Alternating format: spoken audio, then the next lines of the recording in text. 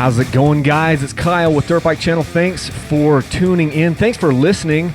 And I want to welcome you guys from YouTube, because this podcast is going up not only on iTunes and Stitcher and Google Play and all those other places, it's also going up on YouTube. So I'm recording this thing. I've got two cameras set up here in my basement office here, and I've had my nose to the grind for the last 4 days. I haven't even basically left my house because I've got that. I've got my big promotion coming up where you can win one of my two dirt bikes. You can win a 2020 KTM 250, a 2020 KTM 300XC or the 2019 KTM 250XC. So I want to welcome everybody in, and I have been doing nothing except for responding to emails and making sure that everything is going well with that stinking giveaway, because that's a big part of my year here. And I want to get into why EFI will save the two-stroke dirt bike, because I firmly believe that it will. But before we get into that, I just want to mention, if you're listening to these podcasts, please rate and review over on iTunes or Stitcher or Google Play or wherever you're doing that, because it helps for the podcast to get out there and helps other people to find it. And if you have a buddy that isn't subscribed to the Dirt Bike Channel podcast, please ask them to do so, because it will help me out in the long run. So that's only if this content is quality and if you like what I'm doing, though. So if you don't like what I'm doing, don't worry about it. Anyway, but yeah, then on YouTube, down in the comments, if you like these podcasts, if you want to see more of these podcasts uploaded to YouTube, give me a thumbs up and let me know down in the comments. That would be very, very helpful. So let's jump right into this. EFI technology is going to save the two-stroke dirt bike. I'm a firm believer of this. I really, really believe this. And honestly, is EFI on the two strokes perfect right now? So KTM has been developing it, the TPI, the transfer port injection technology. Is it perfect? No, it's not perfect. We're not perfect yet, but we are 3 model years into this, and it's getting better each time. It was very, very close in 2008, but there were some kinks. And then in 2019, they kind of made some improvements, but in some ways, it showed some other deficiencies. And then now I feel like in the 2020 model year, it's gotten even better. And yeah, there are some naysayers out there, that are saying, hey, I'll never own one of those EFI pieces of crap. And my response to that is, well, you know what? If you stay in this sport for very long, I'm pretty sure that you will. And the reason for that is because I'm looking at what has happened in the dirt bike market in the last 10, 15 years. There's some people out there that are saying, well, hey, if the naysayers, some of the naysayers will say, hey, I can fix my carburetor on the trail with a screwdriver, but you can't do that with EFI. And I think what they mean to say is, hey, I can tune my carburetor on the trail. Because here's the thing, we aren't fixing our carburetors out there, we're tuning them, right? And the whole point of EFI, when it's done right, is so it doesn't need tuning. I have never actually had to work on my carburetor on the trail. There are times where I've had like a broken throttle cable, but I wasn't actually working on my carburetor, And so if I'm tuning, if I need a screwdriver in the middle of my ride to tune my bike, that's a shortcoming of that system. Now I understand that that's kind of the way it works when we're starting out. When you get a new bike, you'll be tuning the carburetor, and that's totally fine. I do that. I'm doing that right now with the Beta. I've got a 2020 Beta 200RR, and the next time I go out, I will be taking a screwdriver so I can adjust my air screw. I've got jets and needles coming for the bike today. They should be probably right on my doorstep because I ordered them from Rocky Mountain ATV yesterday. One of the things I love about Rocky Mountain ATV is if I order something before about 3 o'clock in the afternoon, they will be on my doorstep the very next day, and it's free shipping on orders of over $75. Now, it may not be the next day for you, but you probably will get it within 2 days, and I love that. So today, I am being tasked again this afternoon with going out there and trying to make the carbureted bike run better. It runs pretty good, but I'm going to put in a different needle and a different main jet, and I might have even ordered a different idle jet. I can't remember. But that's the whole thing is EFI, when it's done right, and most of the time, in my experience on the bikes that I've had, it is working nearly perfectly. That is an improvement in the system. Okay, so I'm going to get into a little bit more on this later. But and then other people will say, yeah, well, it's adding complexity and it's weight. It's adding weight. And I say, yeah, but didn't it do that to the 4-strokes too? Where's my drop in here? Didn't it do that to the 4-strokes too? Oh, I've got to turn that up. I'm going to get better at this. I'm going to get a lot better at some of these drops right here that I'm adding in. And you guys are going to just love the drops as this happens more and more. But yeah, it added, EFI added complexity and weight to the 4-strokes too. That's right. And there was an outcry from many of the 4-stroke people that, hey, look, the 4-strokes have gotten even more complex than they already were. Remember when that was happening? See, I came into this sport right when, the whole revolution to EFI was happening on the 4-strokes. My first bike was a 2009 YZ450F, and it had a carburetor. And guess what? The bike ran pretty good, but it never ran perfectly because I never tuned it. I was too intimidated by the carburetor, didn't know what I was doing. Everything was crammed in there so tight. And so I didn't do anything with it. And luckily it ran okay, but it didn't run perfect. And here's the thing. We have gotten so used, in the 4-stroke world, we've gotten so used to them basically running perfect that we've forgotten what it was like when those carburetors and those machines were intimidating. And they're especially intimidating to new riders, right? So, it's funny because we forget those things so quickly. And people forgot about the fact that the 4-strokes got more complex because they got used to them running. And here's the other thing is people don't know how to tune 4-strokes anymore because they don't need to. No one talks about tuning their 4-stroke. I mean, maybe they'll put a different, like ECU on there, like a Vortex ECU or a Get ECU or something like that. But you don't have to tune your 4-stroke anymore. And that's what we're coming to. That's what we're going to get to on the 2-strokes. So no, the 2-stroke TPI bikes are not perfect. Some of them are cold-blooded. They're kind of lean on the bottom end some of the times, and there are some issues out there, but they are getting better. And like I mentioned before, we are now 3 model years into this, and they're getting better and better. And honestly, I think that the 2-stroke bikes that we have right now, the EFI bikes, 3 model years in, I think that they are just as good or better than the 4-strokes were at this juncture. So stop and think about that. I think they're a little bit better now, 3 model years in, than where the 4-strokes were 3 model years in. I could be wrong. I was just a newbie in dirt bikes at that time, but that is how I see this. So let's talk about why EFI is definitely going to, well, in my opinion, why EFI is going to save the 2-stroke dirt bike. Well, number one is the Japanese manufacturers had pretty much, and for the most part, have still given up completely on the 2-stroke dirt bike market. Even though there's a little bit of a resurgence here, there's a big resurgence in the off-road and the enduro side of things, and even Red Bull straight rhythms, the last 2 years has been 2-strokes only because the people who run these marketing companies like Red Bull is a marketing company. They're not an energy drink company. They're a marketing company, and they know that 2-strokes are this exciting market. They know it's kind of this untapped niche, and so they said, "Hey, we're gonna have Red Bull straight rhythm be 2-strokes, exclusively for the last 2 years." Why is this important? Well, because if you look at it, Honda doesn't make a 2-stroke. Yamaha still makes their YZ250, but they haven't made any changes to it in over like 10, 15 years. KX doesn't, Kawasaki doesn't have a 2-stroke. Suzuki doesn't have a 2-stroke. Why am I bringing this up? Because there are emission standards in Europe, and the only bikes that are bringing us 2-strokes, realistically, are the European bikes. You've got KTM, you've got Gas, you've got Husqvarna, you've got Sherco, and there are emission standards in Europe that are a big deal. There's the Euro 5 and the Euro 4 emission standards, and basically what this means is that if KTM didn't meet these emission standards, they would have to stop selling bikes in Europe. Okay. And if KTM stops selling bikes in Europe, basically they go out of business. Okay. And so we don't get those 2-strokes here in the US because they're not selling them in Europe either. So that is a big deal. Okay.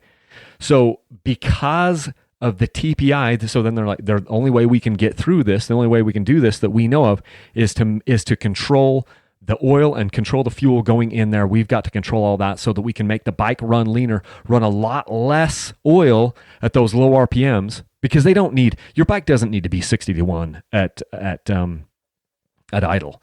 So we were, historically, an older KTM or whatever, we were running Motor X at 60 to 1. That's what we were mixing the gas at. Well, guess what? They don't need 1 part of oil in 60 parts gas when they're idling. They probably need somewhere between 150 and 200 to 1 when they're idling. So KTM was like, look, we can control this. We can burn a lot less oil, and we can keep the emissions down a lot lower if we do TPI. And so TPI, EFI on 2-strokes is going to save them just solely because that KTM can still continue to push the envelope forward and continue to sell dirt bikes. So it isn't rocket science there. So that's one of the ways that TPI saves 2-strokes, is because KTM continues to then be able to sell them in Europe and in the United States. Okay. Here's another reason why TPI or EFI on these 2-strokes is going to save the 2-stroke dirt bike. Think about it. Most people, when they get on one of these TPI bikes, they are experiencing for the first time how a 2-stroke motor can run. I know this firsthand because in my position, one of the things that has surprised me more than just about anything else is that people aren't even checking the tire pressure. Like, we assume that everyone out there is doing all these, these fancy checks, and you watch these YouTube videos about, bike setup and all this stuff. But the reality is, when I meet people on the trail and when I talk to them on the phone and when I talk to them on email, most of those people are not even checking the tire pressure on their bikes. They're not doing setup, and they are certainly not tuning their carburetors. They're not leaning anything out. I wasn't doing it. And I think most of the people out there that are new to dirt bikes are not doing that. So if they buy a 2-stroke, it runs however crappy it came from the factory, and if they're not at the perfect altitude or whatever, it's not exactly running properly. And so all of these people will get on these TPI bikes, and I know because I hear emails from people every single day of the week of like, hey, I just got this new KTM TPI bike, and I am so thrilled with it. It runs so amazing. I can't believe I didn't know about this, and I'm sad that I waited this long. I hear these types of sentiments from people all the time. So now with EFI on a 2-stroke, they get this amazing experience for the first time. They're experiencing it for the first time on a 2-stroke. They get this amazing experience, and they don't have to tune anything. They just get the bike and they ride. So those same people that are not even checking the tire pressure, at least now, even though the suspension may not work as properly as it should, at least now the motor is going to work. So that's huge. So that's one of the other reasons why it's going to save 2-stroke. So after EFI came along to the 4-strokes, they became easy. It's making the 2-strokes even, easier. One thing that I think happened when we got the EFI 4-strokes is it made the 2-strokes seem hard. Right? Because and this is how I felt about it. I was like, oh my goodness, if you look at all these 4-strokes, it's just plug and play. It's just like my car, and it seemed like it just seemed more natural. And the 2-strokes seemed like hard because you had to mix fuel, and a lot of people didn't understand like fuel ratios. Like, people still don't understand fuel ratios. They don't know that there's a difference between air fuel ratio and fuel oil ratio. These things are like foreign concepts to them, and to some people it's like rocket science. So then when you combine, like, you've got jetting, and jetting has to do with your carb inside your carburetor, and people are like, well, there's the jetting issues, there's the mixing fuel issues. Everything just seems so hard. And it when you put those two together, the jetting and the oil and the fuel, it's very hard because the jetting is dealing with the fuel air ratio, right? And the mixing of the fuel, the oil and the fuel is dealing with the fuel oil ratio. And those two are separate things. Now they interact with one another, but they're separate things. And there's all these like little things that go on, like, hey, let's say we don't even touch the carburetor at all, we can change our fuel air mixture just by changing our fuel oil mixture. So just follow along with me here. Basically, the way it becomes very confusing for people, because let's say you went somewhere, you were at sea level and you came up to 3,000 feet or something, and you wanted to run a little bit less fuel. One of the ways that you could run less fuel was by mixing more oil into the gas. And the reason why that works is because you're essentially making the fuel thicker. And so less fuel is going to go through those little orifices in your carburetor, and that would effectively lean out the fuel air mixture. So you're enriching the fuel oil mixture, enriching the oil in the fuel. And that then has this converse effect where you're leaning out the fuel air mixture in the bike. So there are all these little urban legends out there about how, this is this, and it all ends up just being confusing for the average guy. All of that is gone. Now with EFI coming to two strokes, all of that is gone. There is no jetting. There is no mixing fuel. It's just plug and play. It's just like the four strokes are. And so it takes some of that complexity. It takes some of that, intimidation factor out of that deal. EFI and two strokes is also going to save the two-stroke dirt bike because it makes the two-stroke less of a target for the environmentalists in the USA. I'm talking about mostly California, but you have environmentalists all over the country. And they're in California, you have green sticker, you have red sticker, you have all these different things. And this makes these bikes a lot smaller of a target because they're not pumping out quite so much emissions out there into the environment.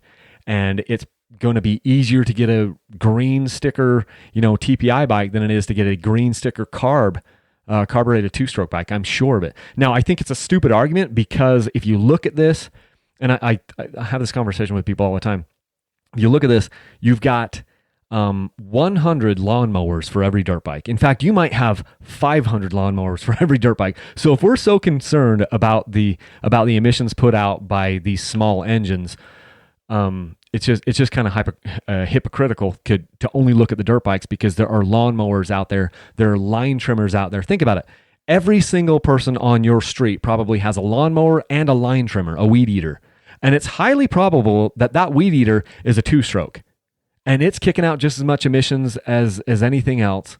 And there's more of them. There's all this yard equipment, there's all these small engines, but two strokes are an easy target because people think it's loud and they can see the smoke coming out of the exhaust and all this stuff. If you watch these two-stroke TPI bikes, some of the time you can't see any smoke coming out of them because they're not running a crap ton of extra oil in the fuel. So it's a good thing to have less of that garbage getting out into the environment, and it makes it these TPI bikes are a smaller target for the environmentalists. So, another reason why it will save two strokes is because of improved fuel economy. So one of the other things, that happened with the four strokes is the four strokes seemed to be to people, they seem to be a little bit more fuel efficient. And some of that has to do with the design of the motor, but I think the way that things work and how clean things burn in the four-stroke. But I think a big part of that was just the fact that once four strokes went over to EFI and they weren't dumping fuel on the ground, the gap on that perceived fuel economy mileage or fuel mileage economy or whatever I want to say, that gap got bigger because the four strokes now weren't dumping fuel out. On the two strokes, I see this all the time. I see fuel coming out of the overflow tubes on a carbureted two-stroke. Every time we stop somewhere, I can see it drip, drip, drip out of somebody's overflow tubes, or I can look down. Especially happens a lot. You see it a lot on slick rock, where you stop and you've got a rock underneath you, and so you can easily see the color, the discoloring of the rock right under somebody's dirt bike. The EFI bikes are not doing that. And then also when you dump your bike over or you have to lay it over into a hillside, it isn't just sitting there and draining fuel because of the way that they work. And so you get improved fuel economy. That's another reason why TPI is going to save these two-stroke bikes. So because it's not dumping out gas. And then one more bonus reason for you why I feel like the EFI bikes are going to save the two-stroke is because they run so freaking clean and they run so smooth. And what that does is it translates the bike and it makes it feel like they're even lighter than before. So the two-stroke has always felt like it was a lighter, more agile, more nimble feeling bike than the four-stroke, and that's just because of physics of the the gyroscopic effects of the four-stroke motor with the extra moving parts in there, and just the fact that it's just this big hunk of metal in there with all these parts, and most of them are moving. There's a lot more moving parts. It just has more of a gyroscopic effect on the bike, which makes it feel more stable. Now that's a good thing in some ways, but in other ways it can make the bike feel heavy. And the two-stroke bikes don't have that feel. So just inherently, naturally, the two-strokes feel a little bit lighter, a little bit more nimble. And the EFI bikes, because of the way that they run so crisp, so clean, so smooth, it makes those feel even lighter than before. I mean, I feel like it seems like, and some of that's part of the reason why I feel like some people think that there's less bottom end on these bikes, on these TPI bikes, is because they feel so much lighter. Now the 300 feels more like a 250, and the 250 feels like just this free revving, amazing 200 that has even more power. And so it's just kind of like this interesting thing that it's hard to put your finger on, but I feel like they're running so smooth, so crisp, so clean that they feel lighter than the carburetor bikes. That's just a sensation that I'm getting. So I am all about saving two strokes. And I think that I know that EFI is the future. It is. We're not going back to carburetors. KTM isn't going to go back to carburetors. Eventually, if you're going to be selling a two-stroke dirt bike, I think Gas, I think Beta, I think Sherco, they will all have to come along. And I'm not even saying that they should immediately. They don't have to. There's nothing wrong with the carburetor. Well, I shouldn't say there's nothing wrong, but the carburetor works fantastically well. So we don't have to have the carburetor. But I mean, in the environment that we live today with environmentalists and emissions and all these things, eventually we have to be moving that way. Otherwise, it's going to be bad for our industry. Mark my words on that. And so TPI, EFI two-strokes are going to save that market in the end. Another thing that a lot of people don't know, because like in 2007, right before KTM went to their EFI models, they stopped running the Keehan carburetor, right? And they went to the Mikuni carburetors. And so many people didn't love that transition. That's a whole other podcast that I'll do. A lot of people didn't love that transition because then they forgot how to work on a carburetor. They didn't know what jets to use in their new Mikuni carburetor, and so they were frustrated. And a lot of people think that you can't tune them as well. And I don't think that's the case. But here's one thing that I do know, and I know this from talking to KTM executives. The reason why they switched over to the Mikuni carburetor is because Keehan, their longtime carburetor partner, would not guarantee stock levels for KTM anymore in the numbers that they needed. Why is that, you ask? The reason why they wouldn't guarantee the stock levels is because Keehan is focusing on EFI, the throttle body EFI. They know that's the future, and they know if they want to stay relevant as a business, they have to be focusing less on the carburetors and more on the EFI. And so they would not guarantee the number of carburetors that KTM wanted. Okay? So then KTM has to go out to bid with that. And they go out and Mikuni grabs the bid. So it wasn't because KTM wanted to stop using the Keehan carburetor. It was because Keehan wouldn't guarantee that they would make enough carburetors for KTM because they can see the future. So that should tell you something about EFI and two-strokes. That should tell you something about TPI. If one of your major carburetor companies who has got this long-standing contract with KTM, if they go out there and they say, hey, guess what? We're not going to make enough carburetors for you anymore because we're focusing on this other thing. That should tell us something. Seriously. So I hope you guys like these podcasts. Again, if you would rate them and review them, that would be awesome. If you like the fact that I'm uploading this one to YouTube, you need to tell me down in the comments below because it is quite a bit more work for me to do it this way. If you're just listening out in podcast land, it doesn't matter because you weren't looking at my ugly mug anyway. Yeah, and one other thing, if you haven't gotten involved, if you're looking over at the screen right here, I've got both of my KTMs are up for grabs. I have a 2020 KTM 300XC that I'm giving away. It's the 300XC TPI. And I'm also giving away the 2019 KTM 250XC. It's the last guard of the pinnacle. I mean, that is the pinnacle of the carbureted dirt bike right there, in my opinion, is that 2019 KTM 250XC. Both of those bikes are going to be given away, and I'm giving 8 other people $100 gift cards. How do you get involved with this? It's pretty simple. You go over to dirtbikechannel.com. Right now, I have all the details over there. For every $5 that you spend on my website, you get an entry into the contest, okay? So if you buy a t-shirt for $25, that gives you 5 entries. There's also a mail-in option that you can do. All the details are over there. No purchase is necessary, but it is one of the ways I'm supporting my family, and I hope that you guys enjoy that. And the way that it works, it's not like the top spenders. That's not how it is. Once the sweepstakes closes, I send all the information over to my accountant, and he does a random drawing based on the total number of entries that are there. He gives me 10 finalists. Then what I will do is I will go live on YouTube and live on Facebook on somewhere around December 17th, December 18th, and we will draw out the winners out of those 10 finalists. So you'll have 8 people that are going to win $100 gift cards, and then 2 people are going to win dirt bikes. The number 1 winner, the grand prize winner, is going to have to choose between the 2020 KTM and the 2019 KTM, and then the runner-up gets the next prize there. The runner-up has to choose, do they want... the runner-up doesn't have to choose anything. They just have to choose how often they're going to ride their new freaking awesome dirt bike. So anyway, that's all I've got for you guys, and sorry I've been a little bit distracted today. I am going to sign off right now, and I hope you guys have an awesome afternoon.